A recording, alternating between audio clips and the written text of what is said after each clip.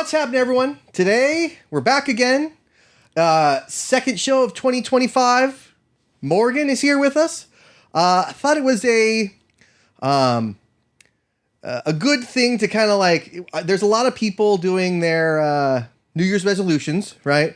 Which seem to peter out in a couple days. Like this coming Friday is going to be the one where is it called Stop Day or Quit Day? I think it's Quit Day. Yeah. Quit Day. Second Friday of the year. Yeah. It's like, why? I mean, what? Like, there's no follow through in that. Yeah. In terms of the gym, I think people don't look like Arnold Schwarzenegger after 2 weeks, and they're like, well, guess this shit doesn't work, and I'm over it, you know? Yeah. They all look like Lou Ferrigno instead, number 2. Right, exactly. And I think part of it, too, is people that set resolutions tend to rely on motivation rather than discipline, and motivation only gets you so far. Even for me as a trainer, if I only worked out when I was motivated to do it, I wouldn't be working out that much, you know? And so new year, new me, you're motivated. I'm going to do this until you realize it's hard work and you got to keep showing up and you just kind of end up falling back into your old ways. Yeah. I mean, the people that say like new year, new me, I mean, for me, new year, same me.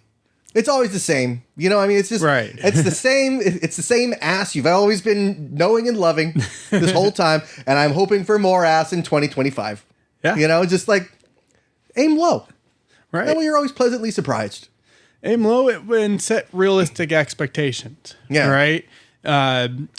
People tend to go 0 to 100 at the new year. In my experience of just in the gym and just with other aspirations people have, you got to make small changes one at a time. You know, you can't take on too much at once because it's overwhelming. You know, you can't just all of a sudden become this new person. Like you said, new year, same me. I just want to maybe have new habits, better habits, and taking things on kind of one small thing at a time is a much better way to go than just diving right into something. And I mean, there's a handful of people out there that works for, but not most. Goggins would be one. Yeah. Who's going to carry the boats? Right.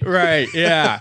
But that's a diamond in the rough. You know, there's not many cut from that cloth, you know? So, I mean, I see it all the time. I've had clients that are that way, and I just see people that come to the gym and peter out for that reason, you know? Yeah. I mean, on the flip side, you kind of have to give them credit for going at all. Right, because sometimes, like, a lot of times, those people that do the New Year's resolution to go work out are people that like either haven't for a while or haven't ever. Yeah, you know, and they probably are the most that need it. Definitely, and so hey, at least they tried. But you know, it's good when you do see the ones that actually stick with it. You know, every year, all the resolutioners show up. You know, and most of them trickle out. Some last longer than others.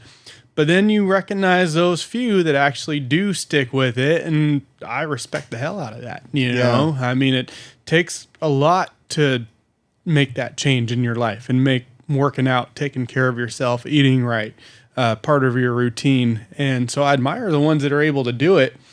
Unfortunately, it's a small percentage. Yeah. So being a personal trainer, have you got like a bunch of new clients like right now, like for the beginning of the year? Yeah, I've gotten 4 or 5 so far, and we're only a couple days in, and there's a couple more in the works. So off to a good start. Don't let them quit. No, Morgan, don't let them quit. Definitely not. Once I've got them, they're good because I'll keep them motivated, and I'm good about easing them into it, right? Especially the ones that say, oh, I haven't worked out in 10, 20 years, or I've never done this at all.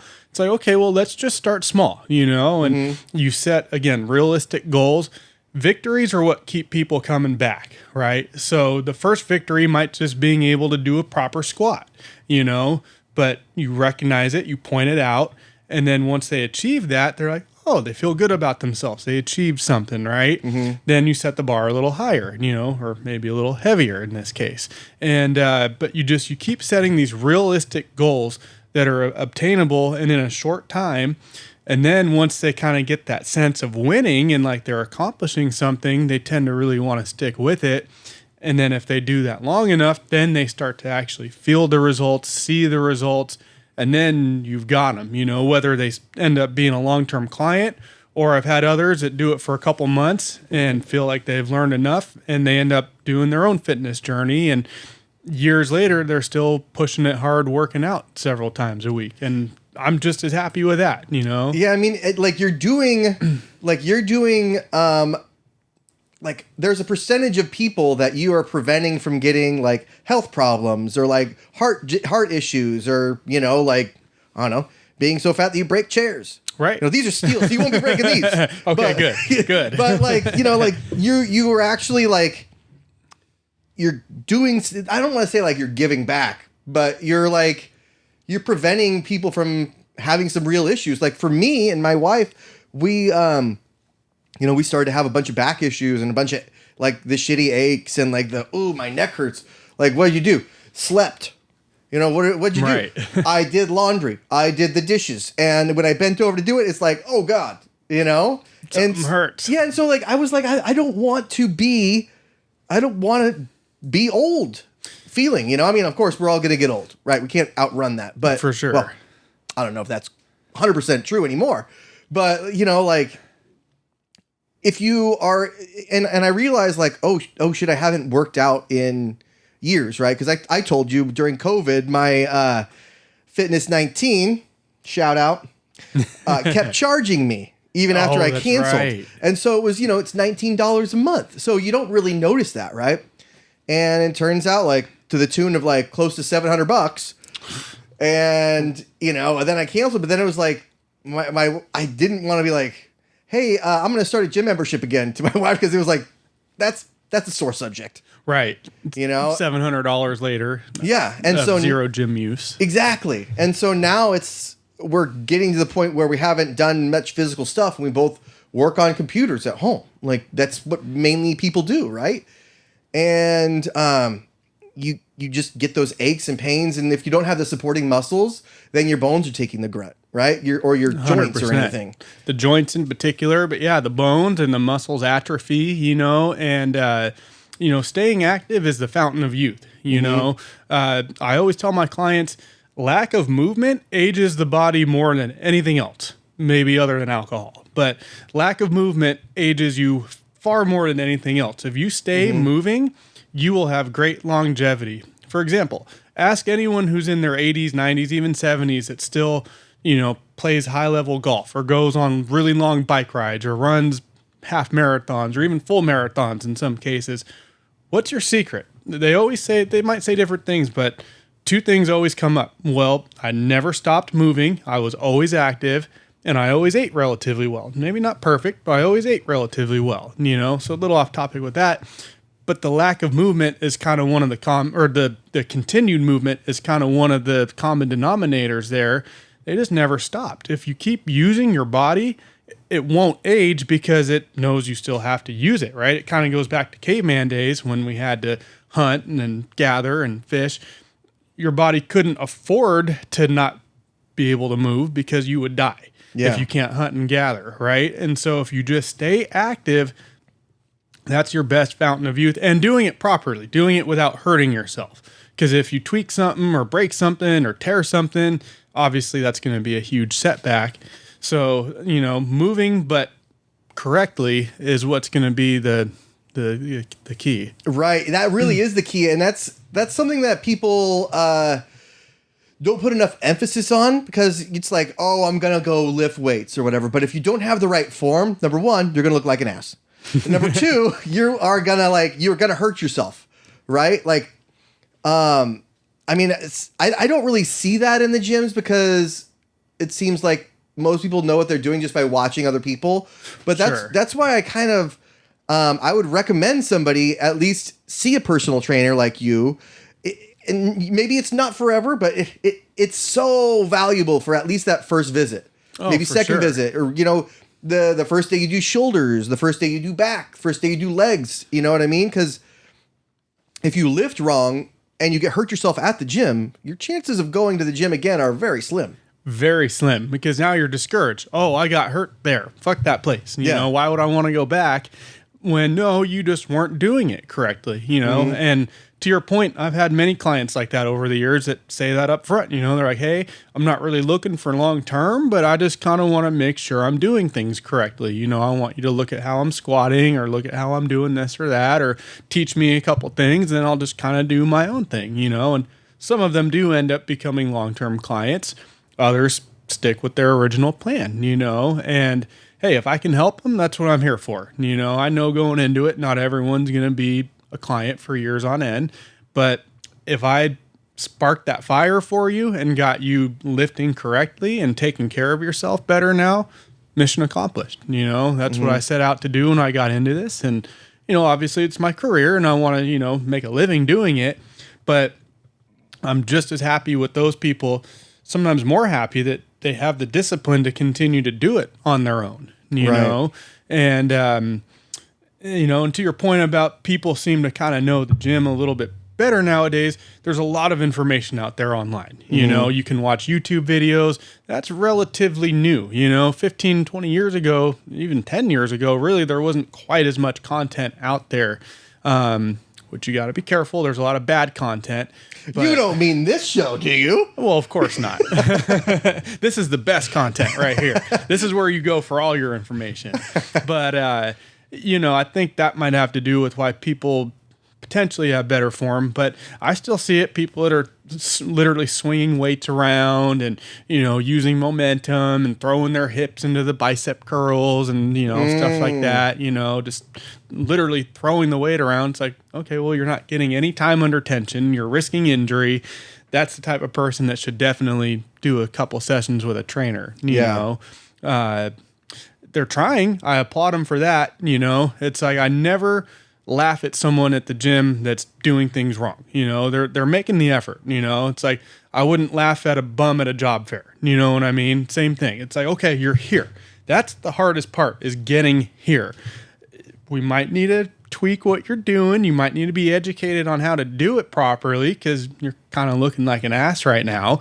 But we can fix that. You know what I mean? And as long as you're willing, that's half the battle, you know? Yeah, I mean, even because, well, we just actually got done working out. Shoulder day. So, yeah, I do appreciate that. And so it's just, like, you have these little nuggets of, like, information that's, like, extremely valuable, like the reps, right? Because I've always done 3 reps of 10 and done, like, sequential, right? So like maybe 50 pounds, 60 pounds, 70 pounds. But that's not necessarily ideal, right?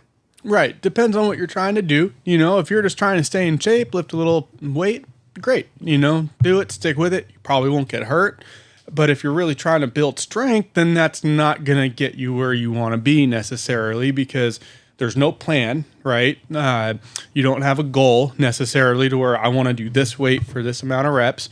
But there's no structure to it per se. It's a good, consistent plan that'll keep you where you're at, you know, which, hey, for some people, that's all they want. You know, they just want to make sure their joints stay strong, the muscles around the joints stay strong, that they can still be able to do certain movements. They don't have ambition to get stronger and bigger. But if you do, that's where that structure comes in, you know, and there's various methods. 5x5 has always been one of my favorites, you know, because it's a progressive overload.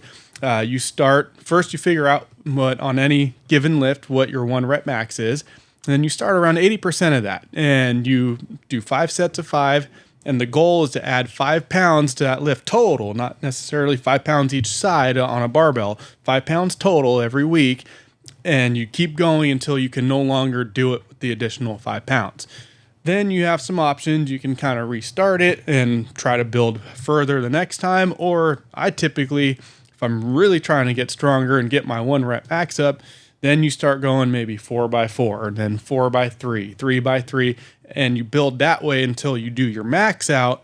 Then you dial it all the way back. Do a deload week. Maybe don't do that if it's like a squat or a deadlift, a big lift like that. Maybe take the next week off. But then you dial it way back and start maybe, depending on your progress, 10 to 20 pounds heavier than you did last time. Depends on where you're at. If you've been doing it a while, that's a pretty big jump. But if you're new to it and progressing quickly, you can maybe make that big of a jump from where you started last time. And then you try to get the 5x5 to go further than it did. And you just keep building that way, Right. Yeah. I mean, it seems like, I read this article and I can't remember where I read it, but it's online somewhere. But I read that, Gen Z, the kids, I guess young adults or whatever. But Gen Z is like now more, they're getting away from the gym and just opting for Ozempic.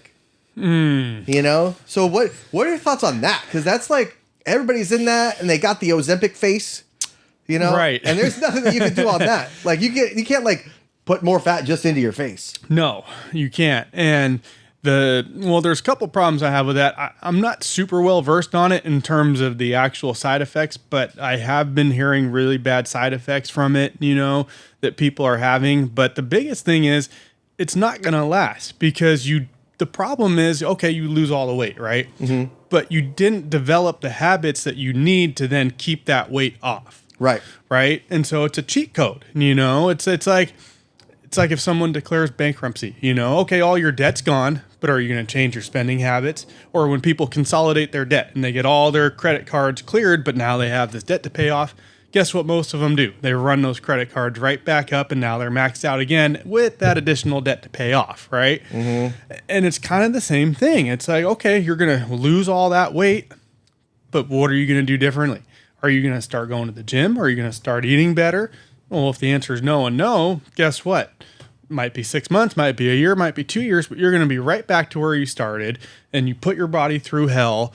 And so that would be the biggest problem I have with it is it doesn't teach you the healthy lifestyle you need to then stay fit. Right. I actually, so there is, I don't know if so it's my mother-in-law, actually, she has really bad arthritis. Okay. And so I think it was during COVID or something. I think it was. But she had lost a lot of weight by doing like a diet. And I was like, holy shit, this is like killer, And it's like, it's going to help you in so many ways. Because less pressure on the joints and everything.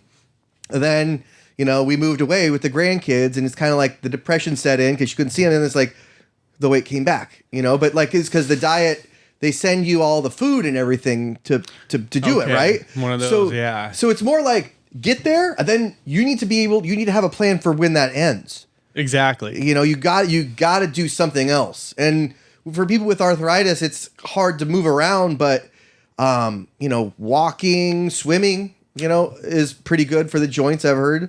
Absolutely. Yep. Those are two of the best things you can do right there. Mm-hmm. And walking burns a lot more calories than people think and realize, especially if you get some incline in there, do some hill. Doesn't have to be mountains, like crazy hiking, but do some hills, and our bodies are meant to walk. It's one of the best things you can do, and it's amazing how many people have a bad gait system and it leads to the achy hips, the achy knees. Bad gait system? What do you mean?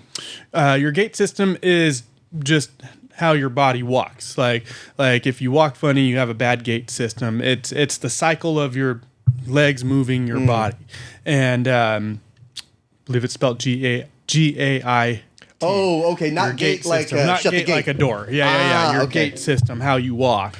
And, if your gait system's off, which if you don't walk all that much and you're sedentary, that's going to happen. It's kind of like the hip bone's connected to the leg bone. The bad ankle turns into the bad knee, turns into the bad hip, and it just becomes this vicious cycle, right? Mm-hmm. And so keeping your gait cycle correct is very important. And, and it's good for your lungs. It's good for your brain. There's endless studies that show being outside and around trees and walking, particularly on like trails where, you're kind of more in nature, so to speak. It's so good for you psychologically. It kind of works as an antidepressant. And, so I can't preach enough how important walking is. You don't have to be out there doing sprints and running 10 miles to get a good workout. Most people don't need that. All you need to do is just, again, stay active, keep your body moving, keep your blood circulating, right? Blood flow is your friend. When you have little aches and pains, blood flow helps that, That's why you wake up stiff, right? But then you start moving and you loosen up a little bit. Well, it's because your blood's flowing now. You were sleeping all night, your heart rate's low, your blood's not pumping. You get that blood pumping, everything starts feeling a little bit better, right? So imagine going out of your way to make sure that happens on a daily basis. You're just going to feel better just from that even, Not to mention you get the diet on track. I mean, that opens up even more doors of feeling good. Yeah. Waking up stiff. So many jokes there. Yeah. But,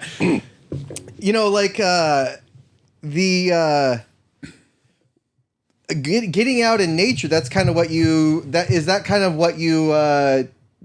were doing when you started the High Falls? It was. Yeah. Cliff jumping, hiking, all that stuff. And, for me, it's just something I enjoy. It's just an added benefit that it's so good for you, both physically and mentally.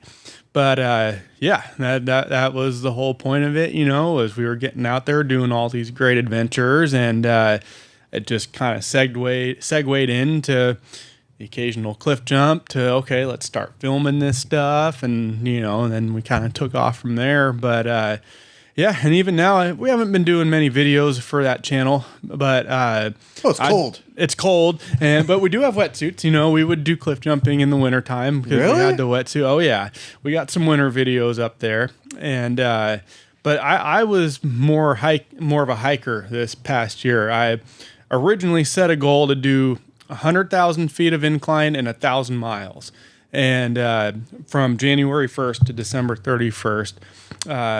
Got both, ended up resetting the goal because I got to 1,000 miles by about the end of November.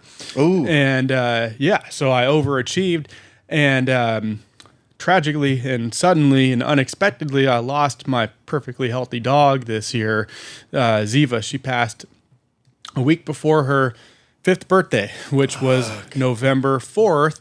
So I'm like, you know what? I'm going to have to grind, but my new goal, 1,104 miles. That's her birthday, 1104. That's my new goal. And so I did, had to grind it out. There were a couple, 20, 25 mile hikes on the weekends. And, I was getting some in during the week on my breaks, but got it. In fact, at the end, I kind of had to slow it down because I track everything on Strava, my Strava app. It tells you your distance, your calories burned, shows you your map, all those types of things. Oh. And at the end of the year, it gives you your stat sheet. So I wanted that stat sheet to specifically say 1104, and so kept it to a minimum that last week. Got there a lot quicker than I expected, but yeah, hiking was big for me this year. I did the most I've done in my life, and it was great. I feel so at peace when I'm out there, and you're away from just the hustle and bustle of your daily life, and I fully support all the studies I've read that say it's a good antidepressant and it's a good motivator and all those things. It's great. If you're not hiking, you should try it. So she was usually with you when you were hiking then, huh? Always. How did she pass away? Bloat, which means just randomly and out of nowhere, her stomach flipped upside down. And once that happens, it's pretty quick. And by the time I realized something was wrong, I sped like a madman to the emergency vet to, help her out. But it was too late. Nothing they could do. She was already gone when we got there, and we had just actually done a 23-mile hike the day before, and she was fine. When we got back, she was pulling on the leash because she knew it was dinner time, and every time I took her to the vet, they couldn't believe how healthy she was because I feed her properly. She gets the best kibble, and I'd cook chicken for the dogs every day, or I'd make it at the beginning of the week, but they get chicken instead of wet food with their dinner, and so they ate good. They were, very well exercised. And, well, I still have Leroy. He's still here. But Leroy, my boy. But yeah, she was healthy as could be, and it's just a total fluke, the vet said. There's some things that kind of can cause it, but it also just happens randomly. Certain breeds just have a propensity toward. I mean, it's mostly bigger dogs. That's what they said. Yeah. It's the deep-chested dogs that are more susceptible to bloat. What kind of dog was she? She was a Rottweiler Black Lab mix. Ah, labs. Yeah. There's no better dog. Oh, she was the best, and kind of had that real good connection, that deep connection with her. She always knew what I was thinking and feeling, and they say everyone gets their soul dog, so to speak, and I'd be hard pressed to think it wasn't her. I love my other guy, Leroy. He's sweet, he's great, but there was something special about her. Yeah. And, well, also like 5 years old, like that is you feel like you got cheated. Oh, big time. That's exactly what I said. Both of us did, her and I. Yeah. We were robbed of so many great years. She was like just getting into her prime, And in fact, like a week before that, my brother had seen her and he was like, dude, she's really become such a great dog. You've done so good with her. And that hike the day before she passed, I was with our buddy Tyler and we both commented, like, oh, Ziva, you get the gold star today. She was being the best behaved dog of the three we were with. And I was even like, oh, yeah, I'm going to give her a special treat tonight. She earned it. She was staying close and on her best behavior. And I mean, she was just dialed in, and she was still fit, tons of energy, always was up for long hikes and adventures. And yeah, I know we had so many more memories to make. So being cheated is the perfect way to describe it. And, it was unexpected and tough. And I sobbed like a little kid when it happened for the first time in my adult life. How could you not? I mean, it's like, other than having kids, that's, that you raise the dog and everything. And, but like, I mean, I know what you mean. Cause I had a dog, his name was Willis. He was a yellow lab. Okay. And, he had, bladder cancer, which we never found out. Right. Because I took him to the vet. I was like, he's just peeing, right? And they're like, oh, it's a urinary tract infection. So just make sure he has lots of water. And here, this is a little, like, make him wear a diaper until it's done, right? And so that was like, okay. And he wore it for like 2 days. Then on the third day or fourth day, it was like, my wife calls me, and it was when I worked for the 49ers. And I'll never forget, it was a Monday night game. We were playing the Cardinals. It was sometime in October. And, she was like, I think Willis is dying. I was like, no, he's fucking not. And she was like, you need to come home. I was like, I can't leave this during a game. And she was like, and so she sent me this video of him, and he was like on the side, just in so much pain on like the ground, like in a puddle of his piss. Oh, And so I was like, oh my God, I gotta go. Yeah. So I told everybody, I was like, hey, I gotta go. Yeah. You drop what you're doing at that point. Yeah, I gotta go. And we went, and like I had my oldest at the time, and she was just a baby, but that dog was so gentle with her that she could, like, I mean, babies, she bit the dog a bunch of times and like pulled on his ears and grabbed on him and climbed on him and everything. And he's like this, just a good old boy, and to see him like that. And then we took him to the vet, and it was like, yeah, there's really nothing that we can do. But anyway, that'll be $1,600. I was like, what the fuck? And so then I was like pissed, right? That's bullshit. I was pissed because it's like, I have to pay you guys to kill my dog? Yeah, that's like $1,600? Yeah, that's outrageous. And then so it was like, I didn't want to pay. So it went to collections, hurt my credit. And I was like, fuck that shit. That's bullshit. Yeah. And it does not cost that much to put a dog down. Right. But they probably tried to get you for emergency fee and all that. Right. It was like 1 in the morning. It was like not 1 in the morning, but it was like, nighttime. It was probably like after their closing or whatever. It was like 9 or something like that. But still, like, $1,600 still outrageous. Okay, give me the $200 emergency fee for getting them in, whatever. But $1,600. This is before inflation.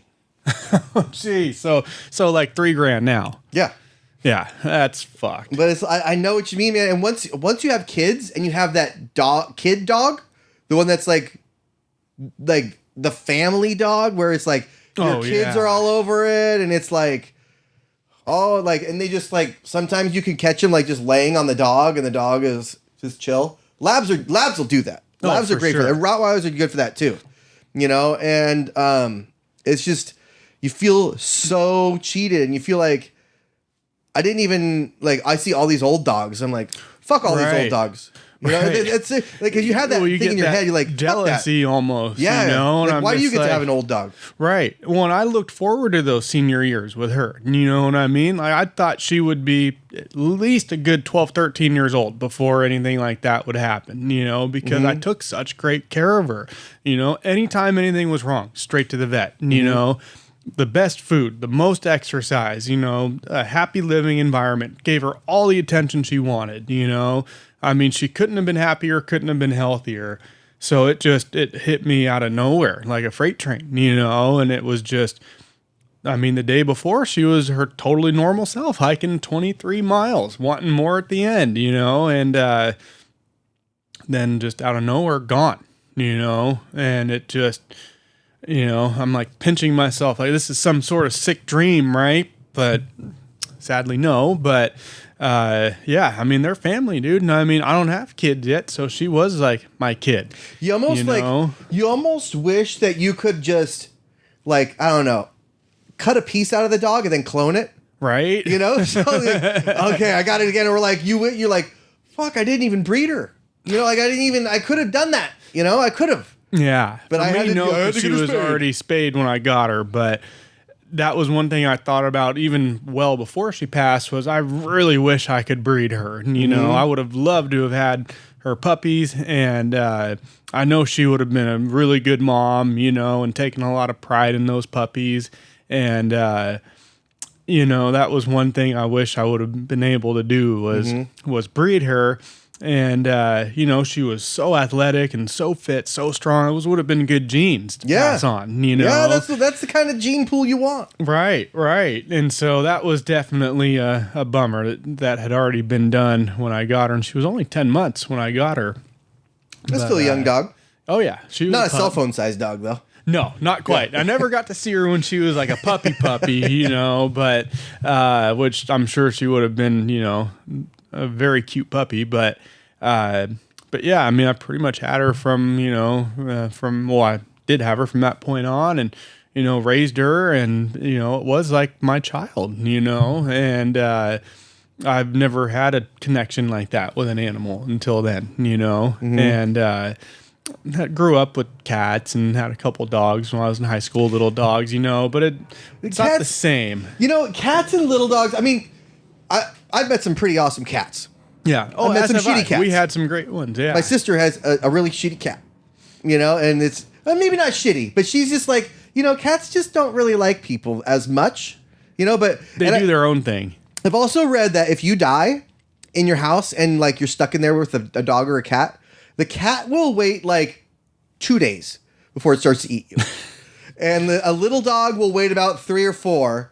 But a big dog will usually not do it at all. Dang. So they're usually like, some of them do, I guess, but like some of them don't ever, like that speaks volumes right there. So they're loyal. Yeah. Almost to a fault. They would almost starve instead of eating you if you were gone. Yeah. No one comes to check on you, and so, I mean, that tells you a lot right there, and yeah, I love cats. Grew up with them, but it's just, and I had cats that, you do get a good bond with, and they'll come sleep on your bed or cuddle up with you when you're watching the game or something. But, the cats don't come greet you when you walk in the door, and, the cats don't go on hikes and adventures with you, and they're not sticking their head out the window when you're driving around. It's just a different kind of a pet. Yeah. Love cats.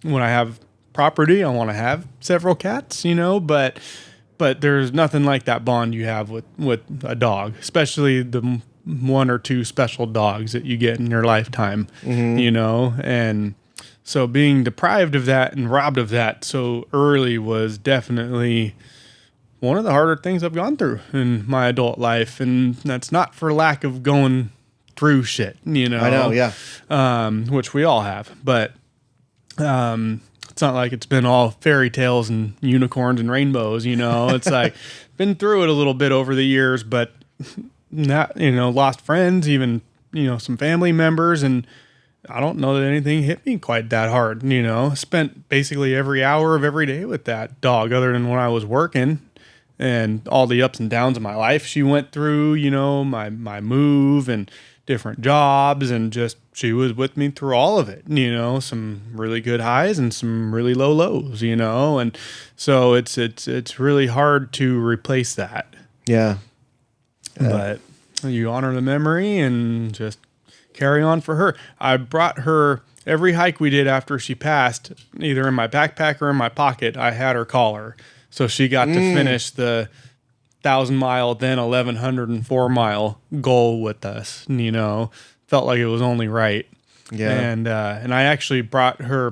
She was cremated. I actually brought my big backpack and brought her ashes with me on the final hike that got us to the goal, and so she still got to be a part of it. Do you have them or do you scatter? I still have them. Mm-hmm. Yeah. Yeah, I have mine too. It was, that's the kind of thing that you hold on to, you know? I mean... Oh, for sure. Like, because I haven't... That was my first dog. And Sanford is my second dog. But, you know, I used to just have lizards and, like, things like that, where it's like, this thing doesn't like me, right? But it tolerates me, and it doesn't try to hurt me so much, you know? But, like... A 6-foot lizard is really not something that I would recommend anybody have, you know. But you're not going to bond with it. Yeah, but I don't like bugs. Yeah. But I like lizards. Okay. And so it's like that's a conundrum because that's what you feed it, yeah, right? Well, that's the thing is the small lizards you feed bugs to. Okay. You know, but this guy never touched a bug. Mice. Yeah. Okay. Fish first. So I gave him goldfish first, and he would get those because it was a Nile monitor. Okay. And so fish, and then pinkies, and then mice, and then rats, and like lizards have to eat every day. They're not like a snake, you know, so that gets expensive. Yeah. So after he got like 5 feet or whatever, I was like, man, I can't be. You're gonna have to eat what I eat. Yeah. You know, like you're gonna have to eat hot dogs and eggs. Yeah, I can't afford to feed you properly. Yeah, because like it's just me here, and so basically I have like chili dogs every day. Which not healthy, but you know, like gets the job done. Boil a hot dog for him and give him a couple eggs, and he had some stinky shits, but it was okay, you know. And he used to play outside with not play, but he used to be outside with the dog, and so the dog would come over try to make friends, and then like the lizard would whip at him, you know. So whip his tail. Yeah, because he would get up on 2 legs and then like whip the tail because he was not taking any shit from anyone. No, he's like, I'm alpha around here. He was like my youngest daughter. But yeah, man, I know how you feel, and it's like you'll get another one, but it will take a while. Oh, for sure. You have another one now, but I have another one. Yeah, it'll take a while for you to like get over that. For me, we tried to get one, and like we went to this rescue, and I just couldn't even look at dogs without tearing up. Yeah, you know. That's how I was for the first. Luckily, I already had Leroy, but looking at other dogs or just certain things would just get me too upset. You know, like even certain songs that I listen to. You know, like if it wasn't super upbeat and jumpy, it's like I can't even listen to that right now. Yeah, and you know what I mean. Like, it was to the point where like your back seat is covered in dog hair, and it will be forever. Right. Yeah. You know, because like I didn't want to vacuum it out. Didn't want to do the. Okay, I'm glad I'm not the only one. Yeah, no, I mean dude. I went through it too, and it's like I don't want to say it's a normal thing because I don't really know if it is, but you know, you don't want to get rid of it, and it's like, oh my gosh, his hair's all over this or like that, and it's like, shit. Yeah, I'm not cleaning that. Yeah. That's how I've been. Her food bowl stayed put for weeks before I finally moved it, you know, and didn't have the heart to get rid of it. But, all those little things, you know, that stayed put. And, still haven't vacuumed the back of my truck. You know what I mean? Yeah. It's like, it's not messy, you know, but when you look, there's some hairs. Usually they're in the tailgate, you know, but occasionally coming back from the vet or certain circumstances, the dogs will be in the cab with me. And so there's a couple of them still in there, you know, and it's just, I've gone to clean it and it's, I'll wipe everything down, but I'm like, I still just don't have the heart to do it. You know, it's hard. And eventually that goes away, I'm sure. But that there's just this big void all of a sudden, and just your whole routine changes, and like the first night after she was gone, I went to feed Leroy, and I grabbed his bowl, and I just went on to autopilot, and I went over and picked her bowl up, and then I was like, oh wait, like I'm not feeling this one tonight, and it's like those little moments, it's like you get that big, rush of emotion when it happens, of course, but then the next few days as you're going through kind of your day-to-day routine, and you're only grabbing one leash when it's time to go on a walk, and you're only filling one bowl at mealtime, and there's only one dog coming into your room before you go to sleep. It's like those are kind of almost the worst moments, because then it's like you get that rush of emotion back, and you think of all the memories, and it's hard. It was like losing a real family member. Well, it really was. Humans and dogs are kind of like, we're like brothers, because we kind of grew up together, right? They were a wolf and we were a caveman, and like we all looked different, and we were crazier and like wilder, but now it's like, oh, now we're both equally just bitches now. Right. We're equally as weak. Right. Because if I change your food, it hurts your tummy. And like exactly. That kind of stuff. It's like humans and dogs are just, they're intertwined, and so like back then it was like if a wolf would stick around because we would kill things together and we can't eat it all, so like give some to the wolves and the wolves can stick around, and if they started hurting babies, they would kill them. We would kill them, and so really only the gentle ones that learned, hey, don't touch that little loud thing that's screaming. Right. You'll die. Yeah, watch out for that thing. And so now it's kind of like dogs have got it. It's in their genes. And it's just there's really no other relationship in the world like that. No. Not that I can think of, They made a movie about it too. I forget what it's called, but it was like about the first person that like made friends with a wolf kind of thing. If it's a YouTube movie, I've seen that. It's like an hour, or maybe it just happens to be on YouTube, but it's like a 90-minute movie. Yeah. And it takes you from like the very first people that associated with at the time wolves, and it just shows the whole evolution of how they became pets and how different breeds started coming. It was quite fascinating, and something I'd probably rewatch even. It was so good, and it was so cool to see the history behind it, and just how it didn't start as like the most friendly relationship, but they kind of slowly realized like, well, I can help you and you can help me, and let's do this, and so it was really cool when that first wolf decided it was an outcast. At least the movie I saw, it was an outcasted wolf that then decided to try to be friends with the humans, and then it just kind of transpired from there. And the humans didn't trust it at first, but the wolf started to earn the trust of the cavemen, and next thing you know, it's man's best friend. It's wild, man. Yeah. I want to switch it up a little bit. Yeah. I think this is very interesting because you used to be a bodyguard. For lack of a better term. Yeah. Bodyguard / driver for the one and only Ronald McDonald. Oh! Yeah.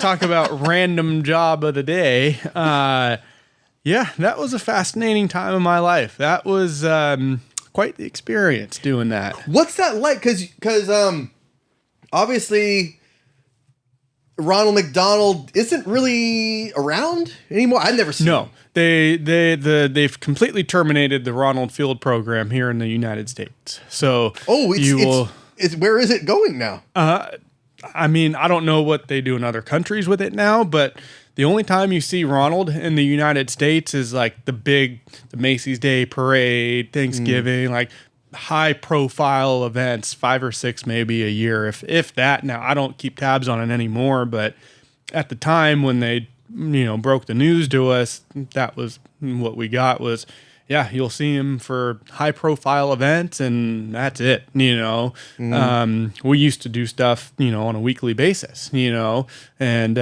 anything from just popping in randomly to, we'd pick an area, pop in randomly to 3, 4, 5 different McDonald's restaurants and just surprise the guests. Even the managers didn't necessarily know we were coming until an hour before.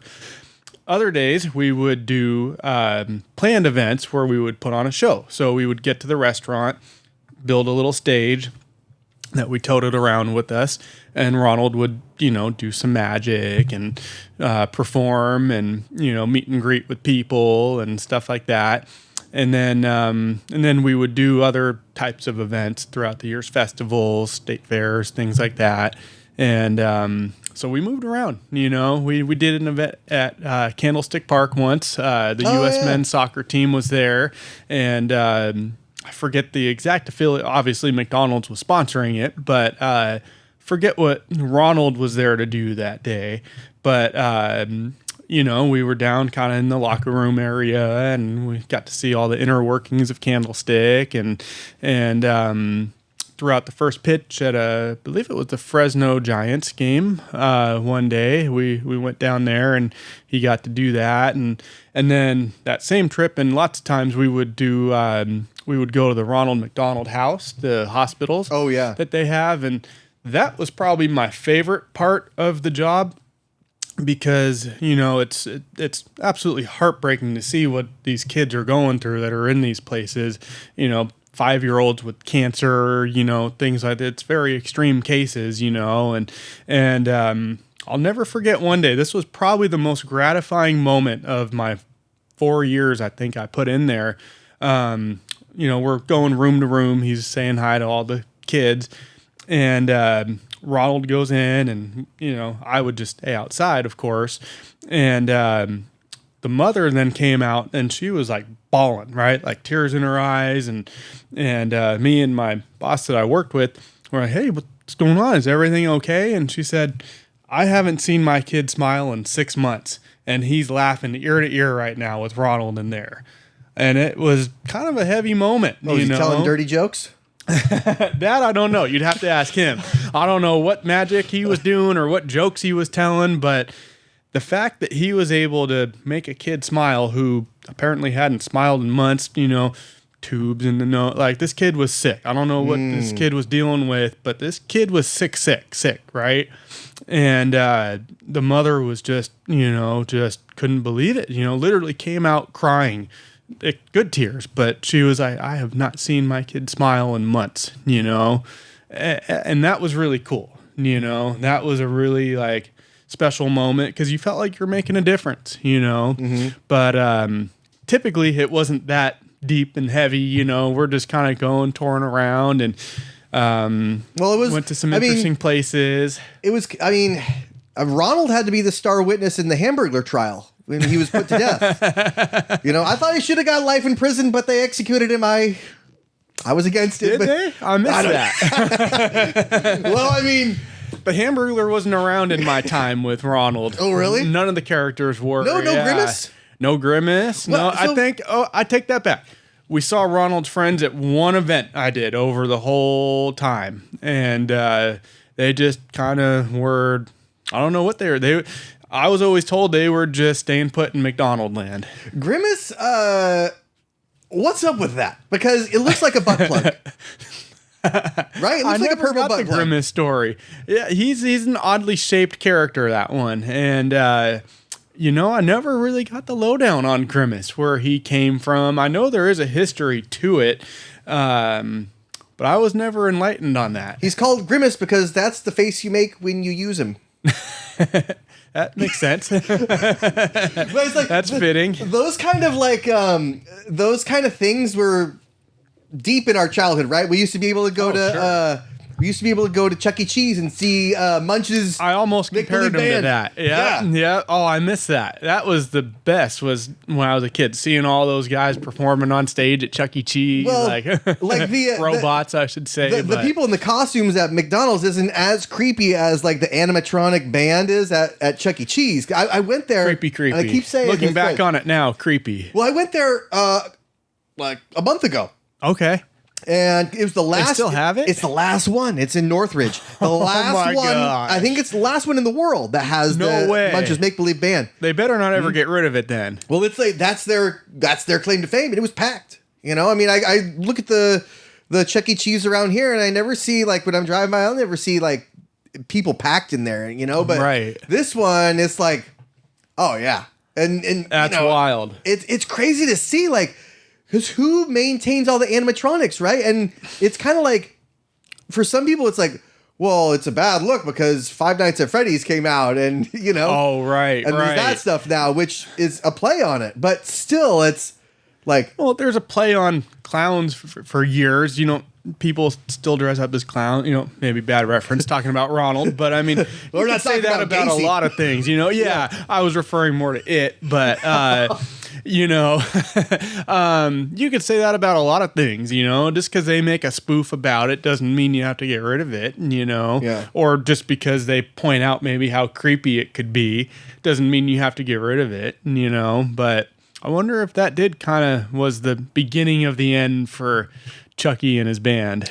well, they switched things up. I don't know when they did it, but it's basically like, they made Chucky into like more of a cartoon. Okay. To where they have like screens up at these new ones, and it's like, it's just an animated whatever. It's just an animated show that they do. Do they still have a Chucky that actually comes out and greets the kids? Yeah, actually, yeah, this one did. Okay. This one did. Okay. And my kids weren't having it, but some kids were. And Does he look more or less creepy than he used to? a lot less. Okay. Yeah, More they- cartoonish. More cartoonish, but the animatronics, it's just how you remember. That's the way it should be. But they also they have my favorite was when they didn't have like the curtain come down, and they just had them, and it's like all of a sudden, Yeah. like just the eyes. I was like, Wake up. Go to sleep. is there a ghost in the machine? Right. And my daughter took a picture of Chucky, and he was looking right at her. Right, it's like, and Those big old bug eyes. she was like, he's creepy, he's weird. This is a weird. And I was like, don't say that. He knows what hotel we're staying in. And then she was like, He'll come get you. what? Oh, that's funny. You mess with her like that. But oh yeah, man. I can't mess with the 3-year-old like that. 'Cause she takes everything literally, and she won't go. She's not very adventurous. She's very. I'm pretty sure it's my grandma reincarnated. Oh, okay. So, like, Takes she all of a after sudden- G-Ma. All of a sudden, she was like 75 years old, and now she's, got to learn to use the toilet again. She's got to, she's got to put her own Starting from socks scratch. on, and she's like over it. Ready to move on. Yeah. That's funny. Well, pour it all into the other one then, Yeah, and have maybe. all the fun with her. Yeah. At least in terms of that kind of stuff, Yeah, well, they're just so different. And when you have kids, if you want kids, just because they're related to you and they you both have the same mom and dad, that doesn't mean anything. Right. That doesn't mean anything. Oh, I've nothing. learned. Well, even Tyler, who's been one of my best friends my entire life, his twin brother Ross and him Oh, yeah. pretty much couldn't be any more. I mean, they have some similarities, of course, but so different personalities and interests, and so I grew up with that, and they were pretty much always that way. You know what I mean? Like, again, they have a lot of common interests, but they're very different people, and so even twins, even if there's no age difference, even amongst twins, it's like they could be polar opposites, Twin booty is a thing of beauty. I remember that from Sister. I'll never forget that. Okay, that's what that's from. Okay. That's a throwback reference, Sister. Right? Watching UPN. No, Hanging oh with my Mr. gosh. Cooper. Yeah. And Malcolm and Eddie. And you even had... That's where Star Trek was. Oh, back was then. it really? Yeah. Okay. Yeah, and Sister. What's the actress's name? Tia and Tamara. Yes, thank you. Yeah. I knew it was a T. And Roger. Yeah. He was actually... I guess he was like a rapper. Oh, really? Yeah, he went by like the name Batman. Batman. Back in the day, yeah. That's a fun fact. Yeah, good to know. Learn something new every day. Yeah. Well, Morgan, I appreciate you coming by. Anytime, Josh. Thanks for having me. It's Always a good pleasure. time. Always. Love being on this show. I'll see you at the Best gym. podcast on YouTube. Oh, you're too kind. Like and subscribe. Hit that bell. Hit that bell. Hit that thumbs up. You got this. All right. See you guys.